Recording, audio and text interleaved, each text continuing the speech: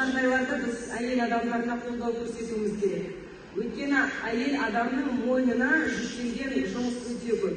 Ол үйдің тірлігі бар, бала шағасы бар, жолдасына көңіл бөлу, мынау әсіресе оңтүстік жақ, біздің жақ, Қызылорда жақ сіздерге де жақын ғой. Туған туысты қарсы алу, бауырларға көңіл бөлу, оған қоса қазір мынау жеке кәсіппен, бизнеспен айналысып жүрген мықты қыз-келіншектер өте көп.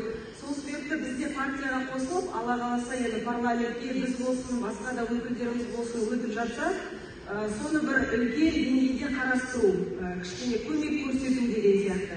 Өйткені расында да ертең ана болады, өз баласын тәрбиелейді, семьясына көңіл бөледі деген сияқты.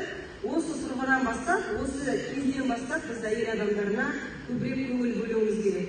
Одан кейін жұмыссыздық мәселесі бар, ауылда көп жастар қалаға кеткілері келеді. Бірақ меніңше қара шаңырақ болғаннан кейін қара шаңырақта да жастар болу керек, ауылды көркейтуіміз керек. Үлкен кісілерге жаңа атамыз шығып батасын беріп жатыр ғой. Меніңше маған салса, мысалы, Аралда жұмыс болса, мен Аралға барып тұрушы едім. Өйткені үлкен кісілерге қызмет көрсетудің өзі үлкен бақыт. Үлкен кісілерден бата алғанның өзі үлкен бақыт. Сол себепті ауылда егерде жағдай жасалса, жастар қалаға кетпейді еді. Осындай көптеген үлкен мәселелерді біздің партиямыздың бағдарламасында барлығы жасалған, қарастырылған.